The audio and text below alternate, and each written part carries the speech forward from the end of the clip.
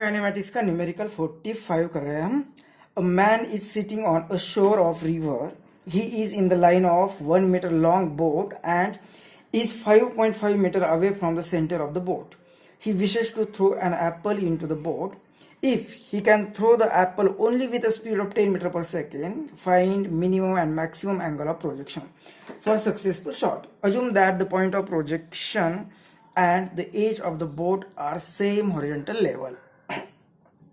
तो ये सिचुएशन दी है, ये रिवर में एक बोट रखी हुई है जिसकी लेंथ होगी 1 मीटर और इसके सेंटर से एक आदमी सी शोर पर या रिवर शोर पर 5.5 मीटर इतना दूर बैठा हुआ है। और हम वो एप्पल को फेंकना चाहता है और उसे एप्पल को इस तरह से फेंकना है कि वो एप्पल बिल्कुल बोट में चला जाना चाहिए। अब उसका फेंकने का लिमिट जो दिया है वो दिया है, वो इसकी वेलोसिटी होगी 10 मीटर पर सेकेंड। इतनी ही स्पीड से वो उसे फेंक सकता है।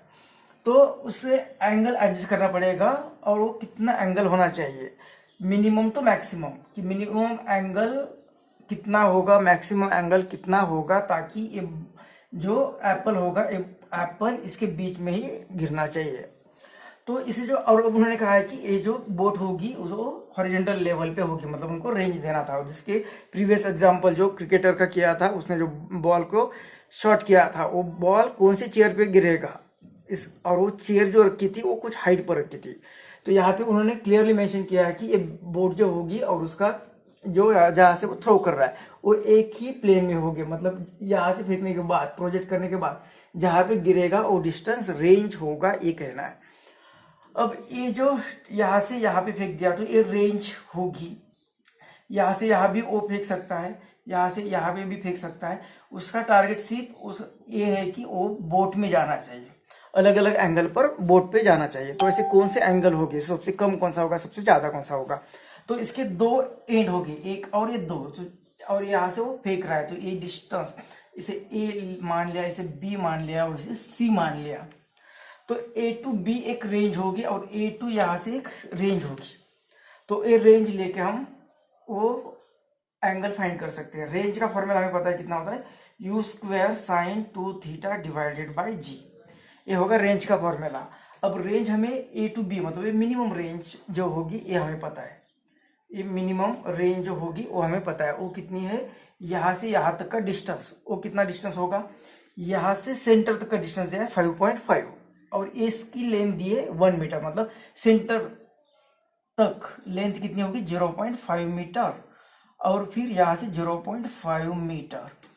तो मतलब ये जो लेंथ होगी, ये बोट ऐसी होगी, तो ये लेंथ अगर 0.5 है तो ये डिस्टेंस कितना होगा, टोटल है 0.5 और ये 0.5, ये टोटल है 5.5 और ये 0.5, तो ये डिस्टेंस होगा 5 मीटर। ये डिस्टेंस होगा 5 मीटर, मतलब ये रेंज होगी 5 metre is equal to u कितना दिया हुआ है इनिशियली 10 और इसका स्क्वायर इंटू साइन 2 थीटा, हमें 8 थीटा फाइंड करना है और जी की वैल्यू अगर 10 ले ली तो, और ये 10 यहाँ पे आ जाएगी तो 5/10 हो जाएगा, 1/2 is equal to sine 2 theta. Sine का ऐसा कौन सा एंगल है कि जिसकी वैल्यू 1/2 आती है, साइन 30। तो ये 2 थीटा आ जाएगा, 2 थीटा की वैल्यू आ जाएगी 30। इसका मतलब क्या, थीटा होगा 15, थीटा होगा 15, मुझे मतलब इसे यहाँ से 15 एंगल करेगा तो ये यहाँ पे गिरेगा। हमें ये भी पता है कि रेंज दो एंगल के लिए सेम होती है। दूसरा कौन सा एंगल, कॉम्प्लीमेंट्री एंगल।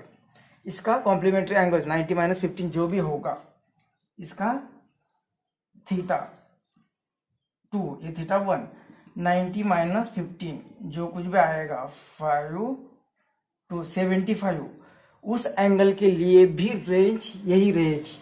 कैसे, क्योंकि हमें पता है sine 180 sine pi minus theta is sine theta again, इसलिए आप थीटा की वैल्यू 2 थीटा करोगे, जैसे यहाँ पे 15 तो ये आ गया 2 इंटू 30 और साइन 30 कितना होगा, वो वही होगा साइन 180 माइनस उसका कॉम्प्लीमेंट, मतलब ये sine theta is equal to 180 minus theta, मतलब ये साइन इसकी वैल्यू इतनी करते तो साइन ये कितना आएगा 150 मतलब टू थीटा की वैल्यू फिर से 150 आ जाएगी, और 150 का हाफ किया तो थीटा मिल जाएगा हमें 75। मतलब ये जो रेंज होती है इसके कारण जो एंगल पे आती है उसके कॉम्प्लीमेंट्री एंगल के लिए भी वही आती है। मतलब थीटा की 15 के लिए जो रेंज होगी ए, या यहाँ पे बॉल गिरने के लिए उसे, एप्पल गिरने के लिए उसे 15 से प्रोजेक्ट करना पड़ रहा है, तो वो 75 से प्रोजेक्ट करता है इस तरह से, तो भी वो यही गिरेगा। तो इस रेंज के लिए हमने फाइंड किया एंगल की एंगल कितना होगा थीटा, एक तो 15 भी हो सकता है, थीटा 75 भी हो सकता है। अब 15 से अगर वो एंगल बढ़ाएगा तो क्या होगा, ये यहाँ पे गिर जाएगा, और बढ़ाएगा तो ये यहाँ पे गिरेगा, इस तरह से बढ़ता जाएगा, और 75 के लिए फिर से वो यहाँ पे आ जाएगा। क्या होता है एक्चुअली, हम ये रेंज लेके देखते हैं। वो मैक्सिमम कितनी दूर फेंक सकता है, तो ये मैक्सिमम रेंज होगी यहाँ तक, मतलब A to C, maximum range होगी A to C।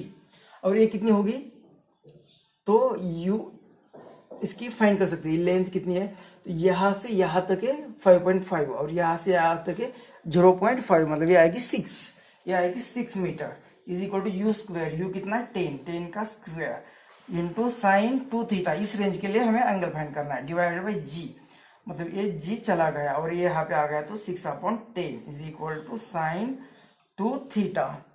अब ये 2 3 जा और ये 2 3 जा और ये 2 5 जा, तो 3/5 साइन का ऐसा कौन सा एंगल है कि जिसकी वैल्यू 3/5 है, तो ये आता है साइन 37, ये आता है साइन का 2 थीटा, ये 2 थीटा कौन सा होना चाहिए 37, ये 2 थीटा होना चाहिए 37, मतलब थीटा कितना होना चाहिए, थीटा 18.5, तो उसका कॉम्प्लीमेंट्री एंगल कितना आ जाएगा, उसका कॉम्प्लीमेंट्री एंगल थीटा 1, तो ये थीटा 2 कितना आएगा 90 माइनस 18.5, तो ये आएगा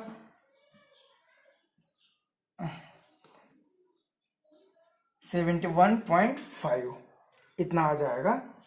तो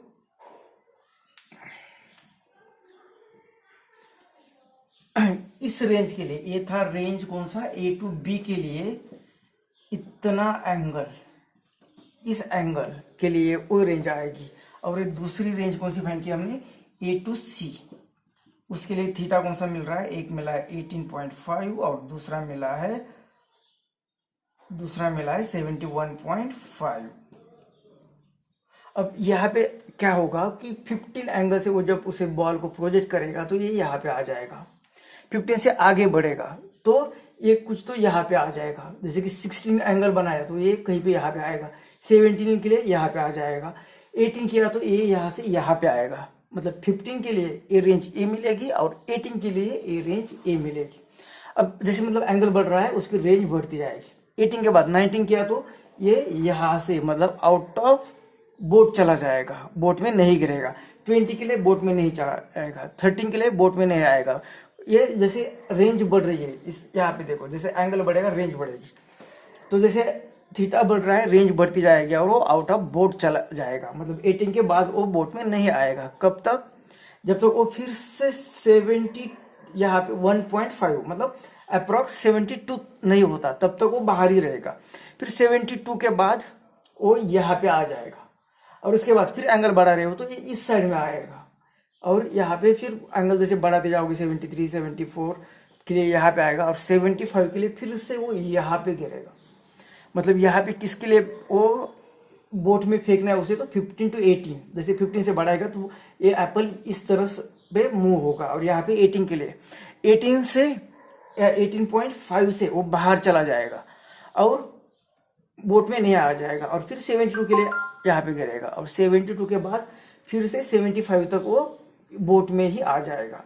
मतलब ये बीच में जो आंसर में भी यहाँ पे दिया है कि मिनिमम हमें फाइंड करना था और मैक्सिमम, तो ये मिनिमम 15 ही हो जाएगा। ये 4 एंगल में से हमें कंपेयर करना है तो ये होगा मिनिमम एंगल और मैक्सिमम ये होगा, तो मिनिमम 15 मिल रहा है, मैक्सिमम 75 मिल रहा है।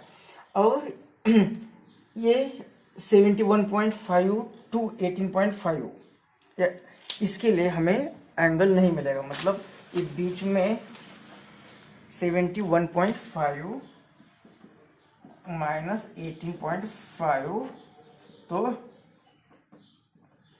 बीच में 53 एंगल ऐसे हो गए कि वहां पे एक एप्पल जो होगा आउट ऑफ बोर्ड चला जाएगा।